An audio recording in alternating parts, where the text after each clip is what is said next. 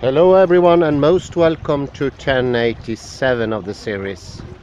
It's a rather windy afternoon here. Warm and windy, nice combination. You could see over on the other side here thermic clouds gathering. Those are clouds that come from the heat that is reflected from the soil, the ground. So it's an indirect procedure. So these clouds are not showing for lack of good weather, it's not a rather sign of good weather. But it also causes some wind. I'll see if the thermic winds will disappear this time. This 1087 is partly coming from my dear friend Dr. Jan Eiskens of Belgium. I presented to him the first conclusions I can make from Heraclitus, and I asked him what does he have to say, and what he had to say was very interesting indeed.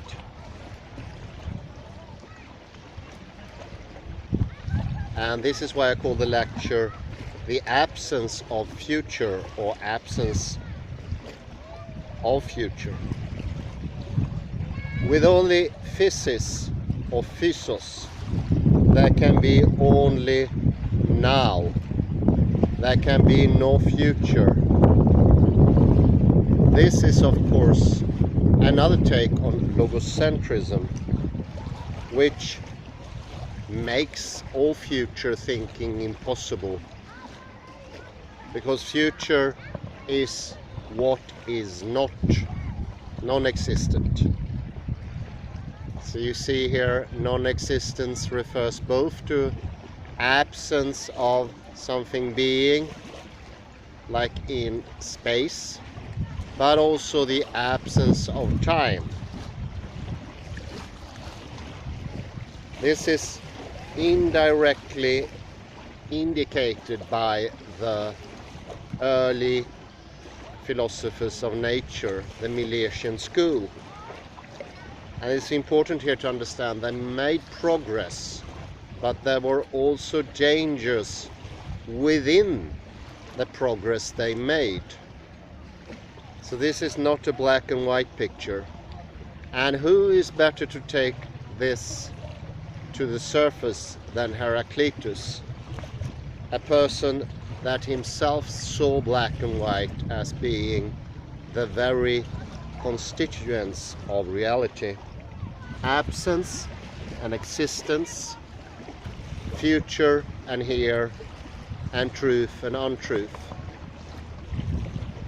And Jan said this to me: all future is a lie. And that is true, because future does not exist. It has to be a lie, and a future, like a half-made future based on the past, it's bound to be a disaster. In the second half of the lecture, I will show how this led me to another thinker, but later about that in the lecture. What Parmenides managed to do is to see that we can have both language and physis. We can have the natural world and we can have language. We don't have to make a choice, or we shouldn't even make a choice. By keeping language, all possibilities of knowledge will be preserved, thinking will be preserved, intellectualization will be preserved. By keeping the natural world, all the advantages of the natural world, technological development, communal regulations, lawmaking, other things can be preserved. I think modern man, and I hinted to that before, and this is the closing of the Western mind, as I called it before, made a choice. They elected away language, obviously from such persons as Saussure, saying that language is a completely arbitrary sign. This is putting all of Western thinking into parenthesis, getting rid of it. In the end, you just have one transcendental, non-existing body, blind, not seeing, deaf, not hearing, not smelling, not sensing, no nothing.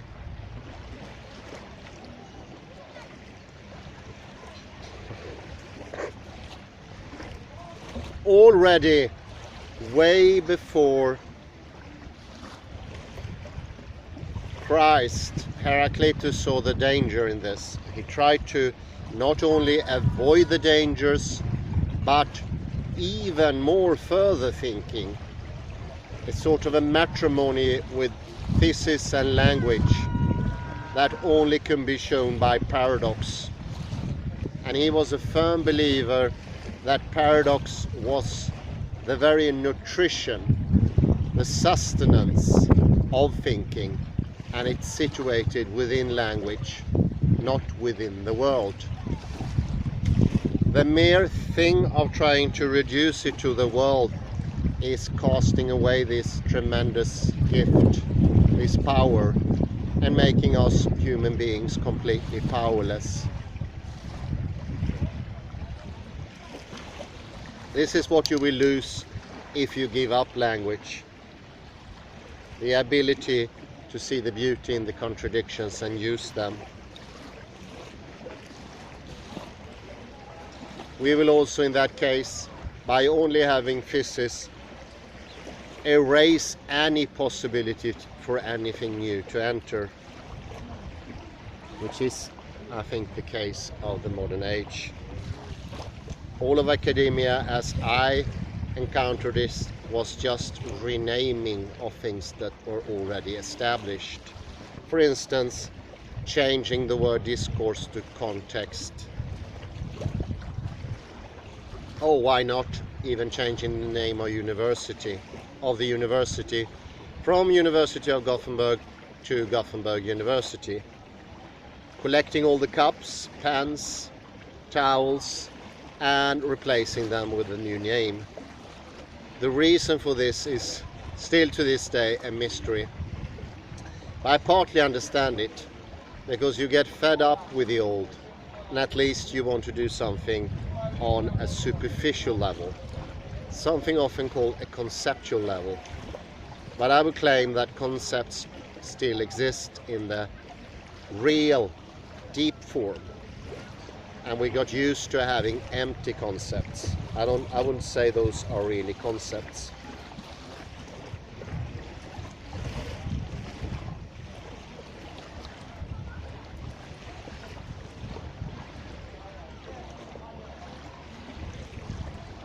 There is no, it's not a chance-like thing that Parmenides was a proponent of the opposite view. He went the other way. He chose pure physics, and therefore emptiness could not be, neither in time nor in space. Well, I would say even in knowledge, because he didn't acknowledge untrue. Whereas Heraclitus went into the level of, more similar to the modern philosopher Martin Heidegger, thea aletheia, which is a more allowing openness for thinking that allows both for untrue and true to come about. Untrue could be the future, but it could also be something different from what is now and here. And I will argue later here that different from now and here, it's an absolute necessity also to have some properties in the now. Otherwise we have nothing to compare with. Reality in itself does not compare. It needs language and oppositions for that. And by going in the opposite direction, a fear was established, a fear of the emptiness of future and past, I would say, the fear of the emptiness of non-existence, but also the fear of knowledge, because knowledge is this mutual development of truth and untruth, and you're stuck with only truth. So I would set truth and knowledge as opponents to some extent here, but only to some extent. We become obsessed in modern times, not with knowledge anymore, but with truth. We let truth be the substitute, like a weak cup of tea made from yesterday's coffee beans. We let truth replace the more important what is to be, the why question, and the future, and knowledge.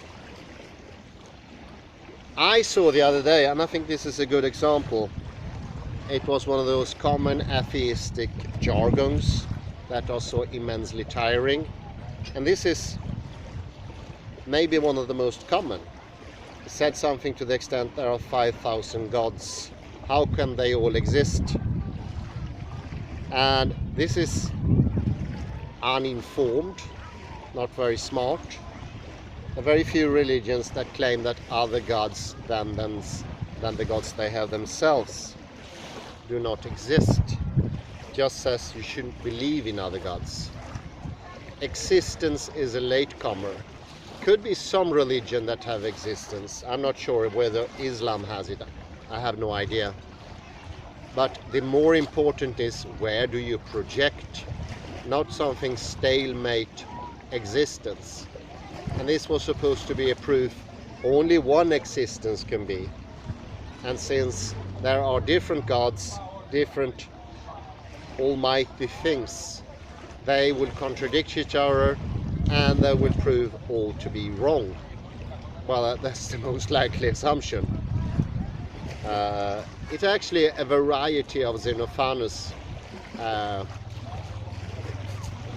conclusion that because people were making gods looking like human beings, therefore there could be no gods like human beings. They could not be like humans. They had to be something completely different. With a thought that was quicker than the wind, gods that did not move, or a god only. This a god is an exclusive singular. It is not a plurality that shows singularity, it's an exclusive singularity. It's an either or concept. I would say this is exactly the trap that Heraclitus is warning us from, or trying to show us away from. I think that latter is the more true. He tried to show us don't go into that trap. He did already realize, although he was only, we'll say, half a generation or one generation after the Milesians, and philosophy of nature was quite a new thing.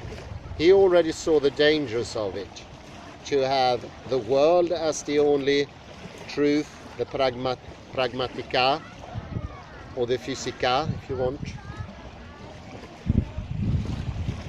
or the aletheia, if you want, aletheia without thea. That's a reduction, and that stops everything. Today everything is existence and truth. And truth is the relation between a proposition and an existence. How awful.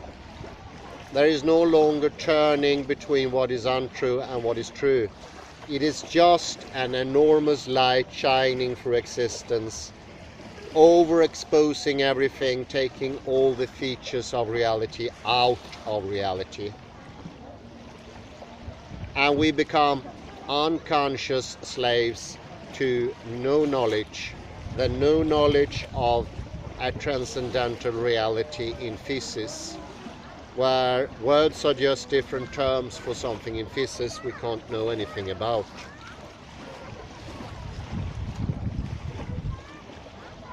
And language is it's in itself, despite Gödel proved that no system, no formal system can be consistent and coherent. Everybody is today assuming that language is not a language anymore. It's a formal system where all the signs are arbitrary in some weird way, and it's consistent and coherent in showing to the world. The world as meaning, you could call that.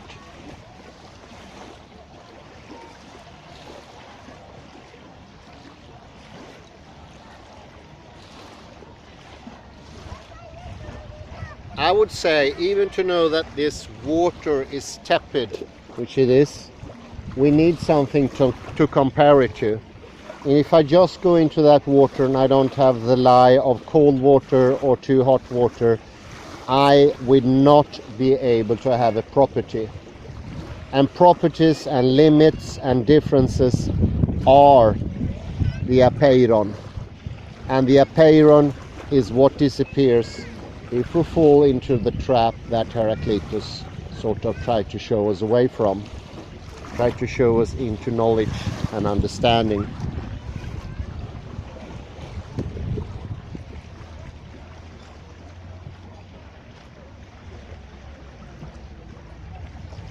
And I would say this is the clearest trait of someone who's no longer working properly, and this is also this stuckedness that Jan Eiskens was talking about, a fixation in thinking, having just here and now.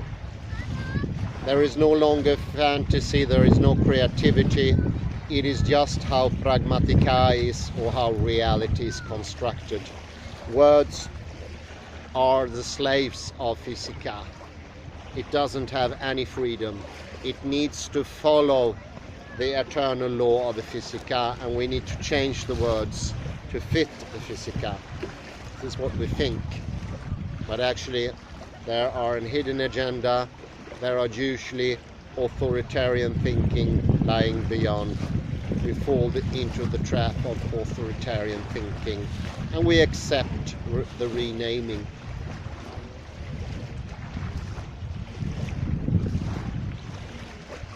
Since disturbance is not present, what do we have? Well, we have very little. We don't have any discernibility. We cannot see the world anymore. We take away something to compare something to.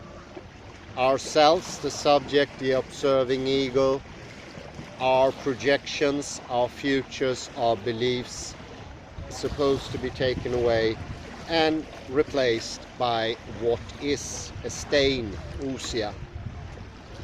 This is a horrible reduction.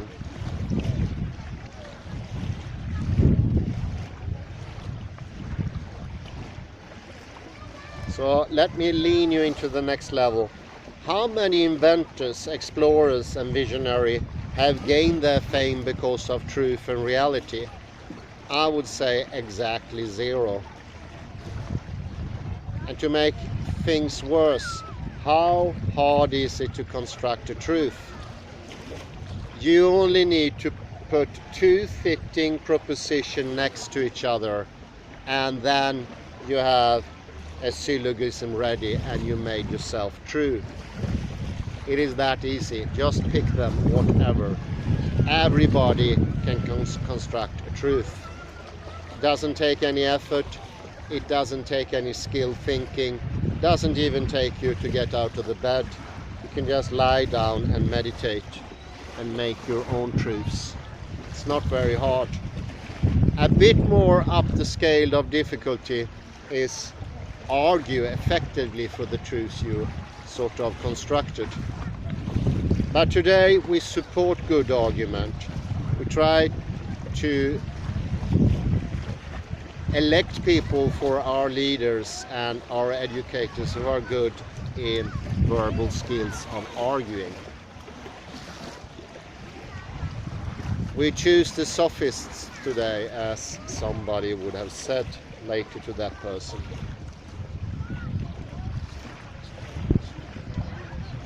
People who quickly can come up with arguments without thinking and defend the truths. instead of constructing something new, something by its shape of being new, better, being the future, being the untruth, will convince both by argument and effectivity in the world, or in connection with different people, or so that we human beings can start to live in peace. You see, truth can be a difficulty because my truths are not anyone else. How do we sort of compromise? I don't think we can. We need to construct something entirely new. And this is how many conflicts are solved, by stepping out of the here and now of the situation and look completely elsewhere. I think the third tendency is criticism. This enormous focus on truth today, that the truth is going to set us free, has also led to the idea that criticism is of incredible value. I would say it's extremely easy to criticize something. Even the sun has its spots. You can always find this lovely beach. It's filled with gravel, it's filled with weed. You can find something. It's too warm, it's too cold. Everything can be criticized. And today we are not understanding that these are tools for thinking and not reality itself. So we are a little bit like, I would say, the early philosophers who established this, like I would go before Socrates, Plato and Aristotle, and say that it happened before. But they were confusing, looking for a stained window, maybe a nice mosaic. And in the beginning it worked, but then they confused the mosaic, the stained nice glass window, with reality itself. And instead of seeing truth, criticism, argument as tools that we can use afterhand, a posteriori, they came to be equal with reality itself. And that is the shutting down of the Western mind, I would say.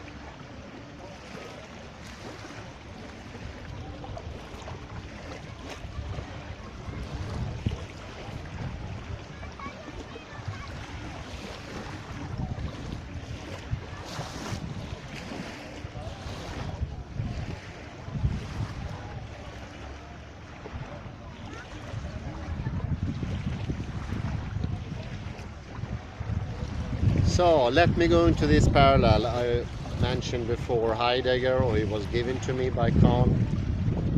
But we also have another person who sadly succumbed last year.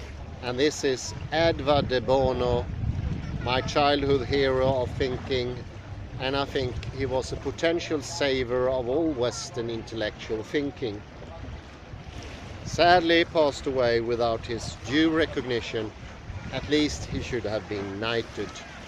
I hereby knight Edward de Bono, Sir Edward de Bono, or at least suggest him to knighthood. I think he can be knighted since Malta is part of the British Commonwealth still to this day. Reading on Parallel Thinking is an article by Edward de Bono. The need to change thinking behavior. We have developed many excellent thinking tools for argument and analysis. Our information technology methods are constantly improving. But we have developed few tools to deal with our ordinary everyday thinking. The sort of thinking we do in conversations and meetings. In fact, our traditional thinking methods have not changed for centuries. Why these methods were powerful in dealing with a relatively stable world, where ideas and concepts tended to live longer than people. They are no longer adequate to deal with the rapidly changing world of today, where new concepts and ideas are urgently needed.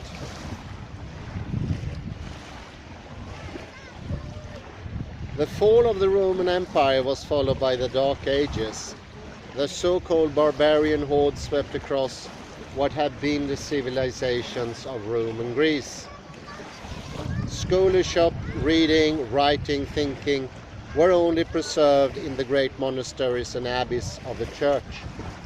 Naturally, the thinking that took place in monasteries and abbeys were concerned with theology and with preserving the doctrine and dogma of Christian faith.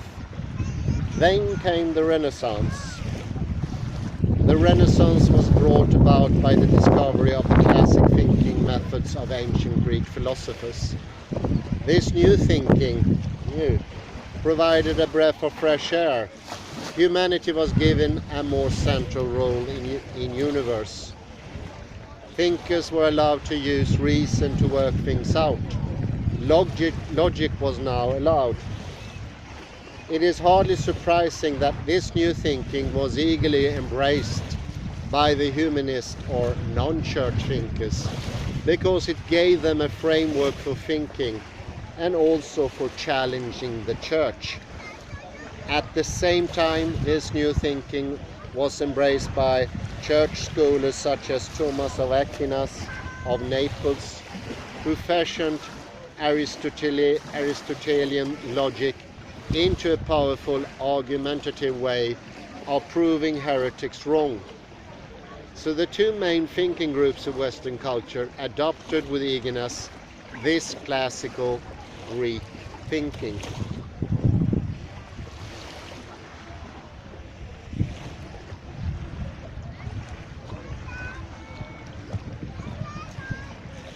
Next paragraph. To this day, Western culture depends on this type of thinking. In family arguments, in business discussions, in law courts, and in governing assemblies, we use the thinking system of the Greeks, based on argument and critical thinking. I sometimes refer to prominent philosophers of this day as the Gang of Three. Who were the famous Greek Gang of Three, and how did they form the thinking habits of Western culture?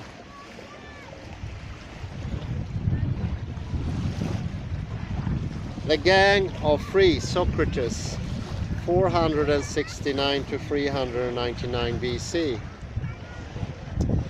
Socrates was trained as a sophist.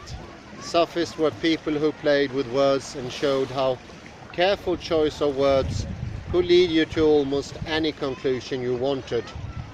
Socrates was interested in challenging people's thinking and indeed getting them to think at all instead of just taking things for granted. He wanted people to examine what they meant when they said something. He was not concerned with building things up or making things happen. From Socrates we get the great emphasis on argument and critical thinking. Socrates chose to make argument the main thinking tool. Without argument, there was to be critical thinking. Why do you say that? Within argument, there was to be critical thinking. Why do you say that? Why do you mean by that? Then off to Plato, 427 to 384 BC. Plato is generally held to be the father of Western philosophy. He is best known for his famous analogy of the cave, well known. Suppose somebody is bound up so that person cannot turn around, but can only look at the back wall of the cave. There is a fire at the mouth of the cave. If someone comes into the cave, then the bound person cannot see the newcomer directly, but can only see the shadow cast by the fire on the back wall of the cave. So we go through life, we cannot see truth and reality, but only shadows of these. If we try hard enough and listen to philosophers, then perhaps we can get a glimpse of the truth. From Plato we get the notion that there is the truth somewhere, but that we have to search for it to find it. The way to search for it, for the truth, is to use critical thinking to attack what is untrue.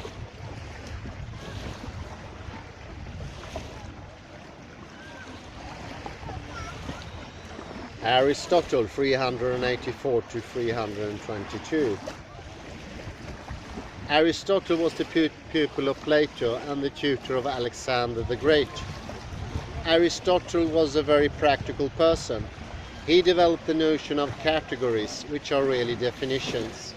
So you might have a definition of a chair or a table. When you come across a piece of furniture, you have to judge whether that piece of furniture fits the definition of a chair.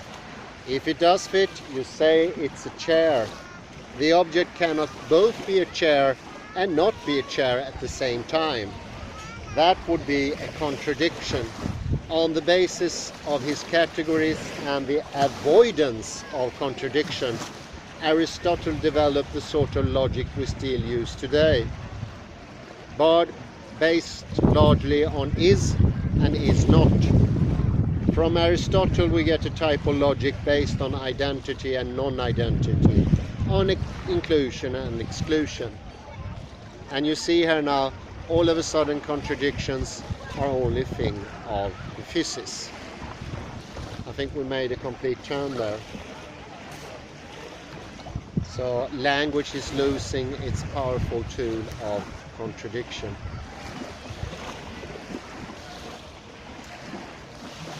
The outcome of the Gang of Three. So this was the Gang of Three. The outcome was a thinking system based on the search for truth. This search was going to be carried out by the method of argument. Within argument there was to be critical thinking that sought to attack untruth. This attack was going to use the methodology of Aristotle's logic. And next, pervasiveness of argument.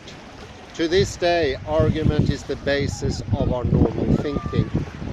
The purest form of this type of thinking is in the law courts, where the prosecution takes one side of the argument and the defense the other side.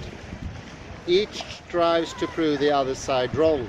The truth is to be reached by argument. The inadequacy of argument. There is a place for argument, and argument is a useful tool of thinking, but argument is inadequate as the main tool of thinking. Argument lacks constructive energies, design energies and creative energies. Pointing out faults may lead to some improvement, but does not construct something new. Synthesizing both points of view does not produce a stream of new alternatives. That is, compromises do not manage anything new. Today in business and as elsewhere, there is a huge need to be constructive and creative. There is a need to solve problems and to open up opportunities.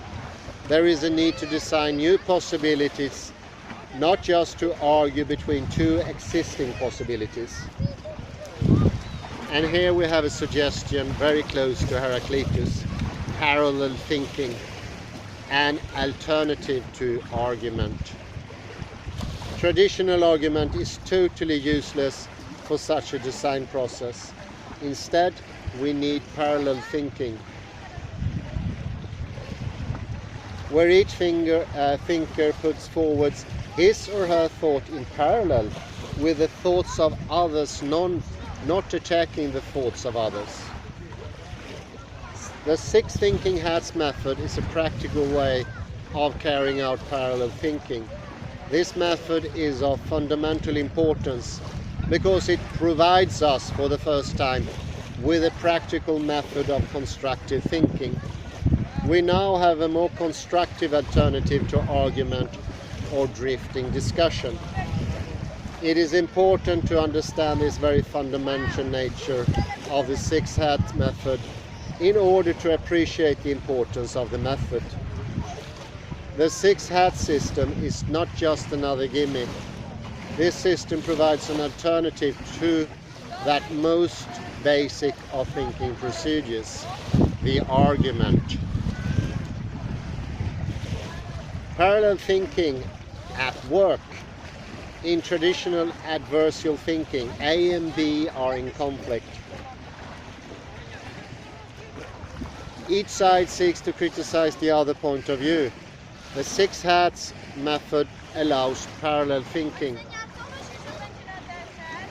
Both A and B wear each hat together as they explore all sides of an issue. Adversarial confrontation is replaced by a cooperative exploration of the subject. So there are many gains here. Some of the cons are obviously that you get locked in a now. Argumentative thinking locks everything to now, making everything much weaker. It is the opposite of something existing. It is a polar knowledge. It is less space-wise, less knowledge-wise, less time-wise than the thing it is criticizing. Therefore, automatically less. And I would say that monosemic thinking, which is rather new tendency, is actually coming from doing these maneuvers, using the tools wrong, looking at the stained glass and mistaking that for reality, and starting to say, maybe it is the dark places of the stained glass that are more important than the lighter ones, and then neglecting reality that is actually outside the glass completely. This, I think, is a strong enough explanation to make us understand why have intellectuality come to a bankruptcy in the Western world. It is a fact, I would say, and it's been pointed out so many times, and it's also shown in our fragmented and aggressive world where nobody seems to understand each other. Well, that's no surprise if understanding, the only understanding that is possible is truth understanding, that we share the same truth. Otherwise, no understanding projected in the future, in the next situation can be. That will lead to conflict. So it seems that our thinking does no longer fit our suit, does no longer fit our world. It will inevitably lead to the reduction of knowledge, but also to aggression.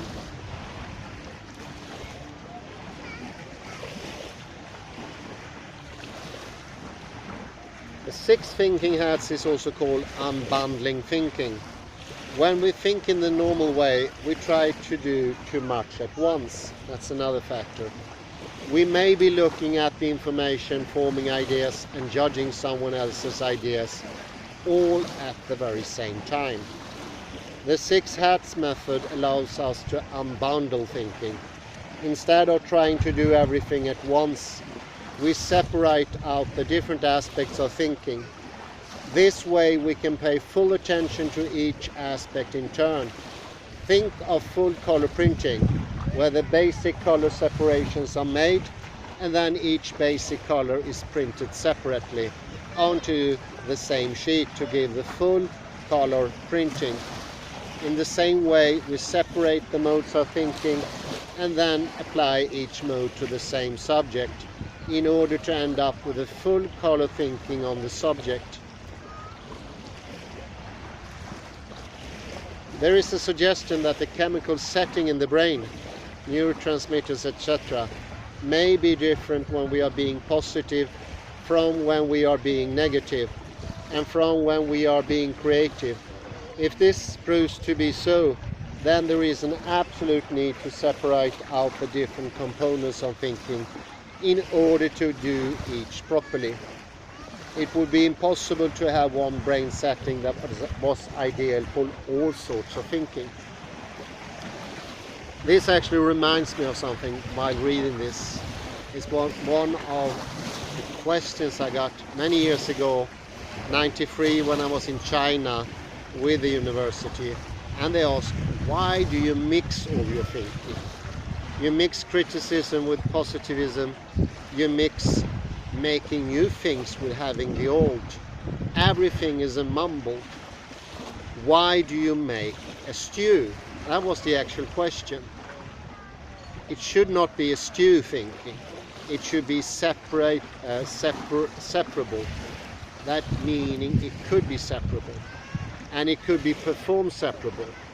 And it can still be put together.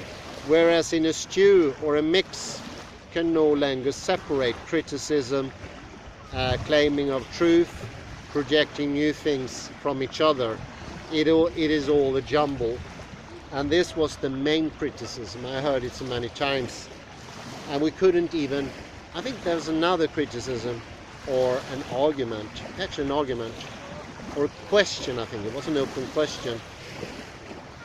Why can't you tell us how you think? We just thought it was an automatic process. And I realized much later when I performed that automatic process I thought to be thinking, I was performing what the gang of the free taught me to, which I inherited in my culture in the educational system. And since this aspect of me was unknown, I had no control of it. It was like a random computer just popping out results without me having any influence, any control, or any guiding sense of it. No wonder we felt lost when these questions came. We didn't even have an answer to the sound questions. Here's another thing, separating ego and performance. If you do not like an idea, then you're not going to spend much time thinking about the benefits or good points of that idea. This is because if you uncovered sufficient good points for the idea to be accepted, then you would have lost the argument. With the 6 hats method, however, the thinker can be specifically asked to give a yellow hat performance. This is a challenge to the thinker who will not want to appear unable to perform this way. So yellow hat thinking gets done even by someone who does not like the idea. In the course of this yellow hat thinking, ideas may turn up which cause the thinker to change his or her mind. It also can happen that the other way around. A euphoric supporter of idea can be asked to do a black hat performance. This may turn out difficulties that reduce the previous euphoria. Isn't that interesting? We do not separate ourselves from our ideas because we have this big unknown system where we cannot penetrate.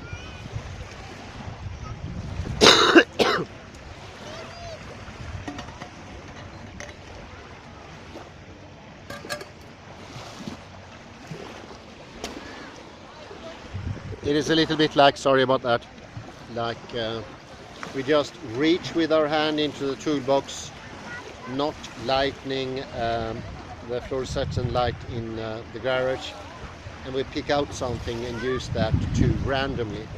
This is Western thinking. We do not separate the ego from the ideas that we cherish, and we try to keep them as precious jewels. And we don't separate argument from positive thinking or projective thinking. It is all a mumble. And I think this could be the worst, being egotistical by your own ideas. Ideas do something in the world. What is the purpose of being egotistical with your ideas? It is like putting a horrible pressure on your back and saying, the thing on my back is mine, I will never criticize it. Or I will never try to see something good in an idea I don't like because of egoistic reasons. Wouldn't it be good, just for a while, just for a second, separate yourself from your needs, because that could actually be quite beneficial to your own future. Well, you see, it all goes together here, because the whole gang of the free philosophy gesture which is unknown, unfelt. Nietzsche did not discover this, which is very interesting. It's not setting me above Nietzsche anyway. He is still an incredible genius, but it's somehow obvious he could not go beyond his own to see his thinking as tools.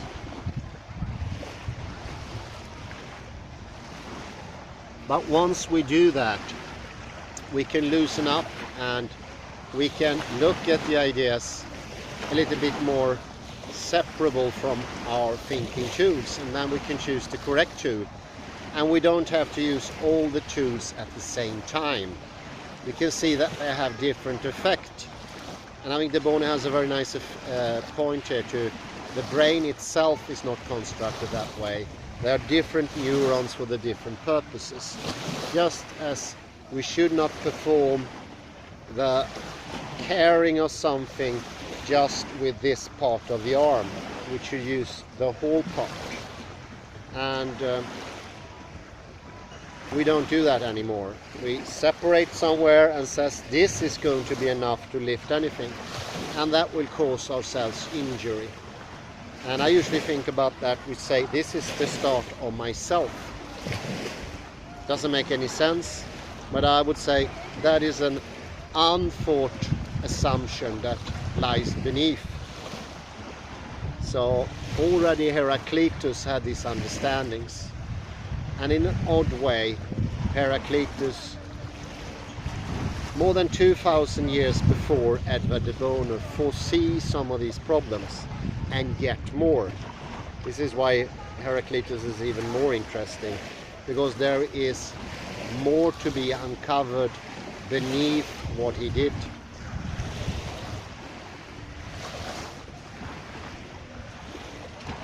And of course, if you say contradiction and language is out there in the physics, you make it unconscious. You make it out of reach for your own control. You place contradiction out there in the world. How can you then use them? You cannot. They go from being incredibly helpful things, I would say even the sustenance of the world, to become obstacles, to be something to fear, the horror vacui of modern man. Nothing is feared more than non-existence. We need to outlaw non-existence, just like Parmenides tried to do once upon a time. And that, of course, will lead to our demise.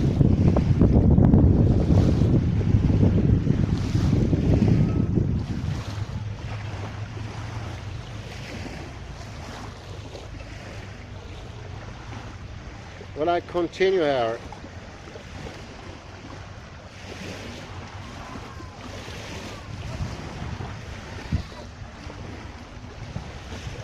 The switching modes. This is something we are incapable. Switching modes.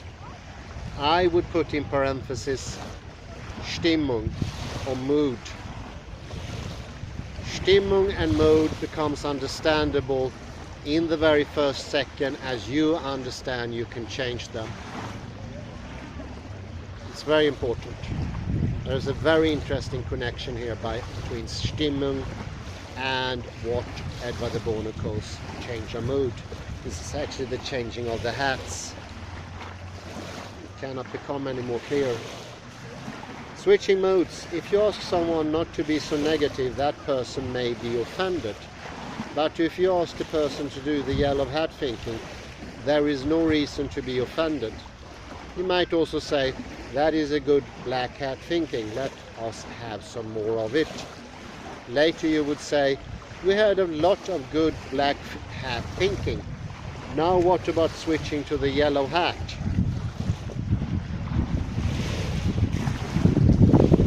Because the six hats system quickly becomes a neutral game. The method provides a very convenient way to switch in thinking or to ask for a certain type of thinking. This is not easy to do in another way without offending the people involved or offending yourself. you get increased awareness, which is the next paragraph, because there is now a simple and practical way of referring to different modes of thinking. People become aware that they are stuck in one mood or another. Being stuck in a mood is not realizing there is such a thing as a Stimmung. And this is also connected to the cubism or cubitism, whatever you want to call it. If I think I have only been doing red hat thinking about this, an example, we should make a deliberate yellow hat effort here. People can now comment on their own thinking and can also comment on the thinking of others. The 6 hats method allows an increased awareness of what thinking is actually being used on any occasion.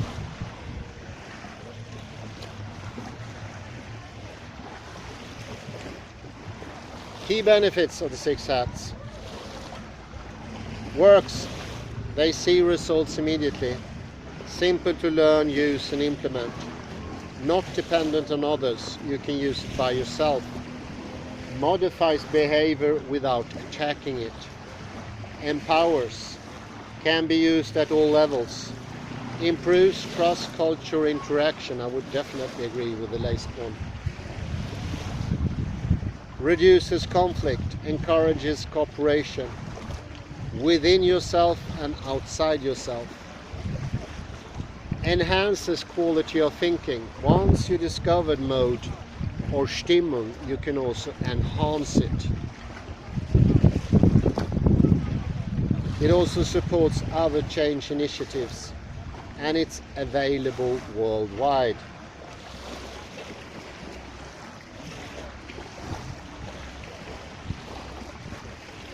So Edward de Bono, the insular dweller from Malta, also British citizen, had the enormous, fantastic gift of Heraclitus in his portfolio.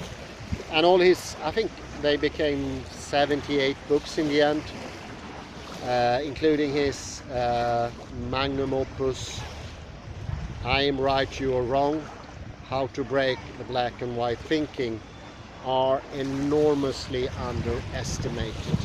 Maybe in conclusion with Heraclitus and Heidegger that could be changed, because not only did they have their due purpose within commerce and development technologies, they would also suit humanity at large, and they can sort of make us reinvent ourselves, our intellectual thinking, to make it sharper, more decisive, not depending on egoistical, happen to be thinking or moments, or I could disabandon an idea just by the zest of something because I didn't like the author of the idea, or would I reject something just because it was invented by John Searle?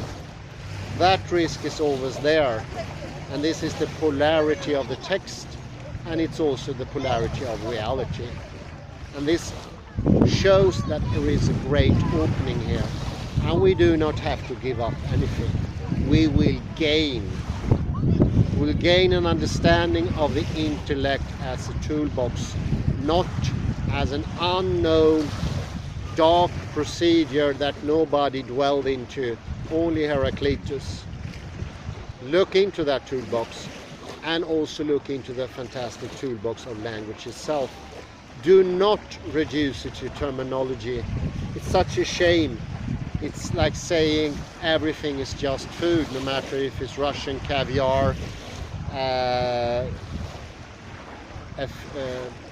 filet mignon, a wondrous salmon, or something else.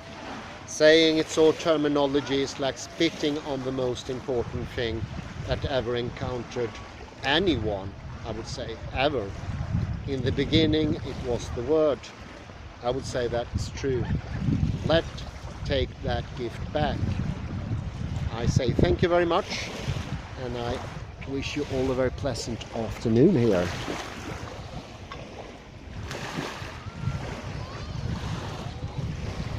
It could be a foca, or to be a human being. I will not be the judge. Bye bye for now.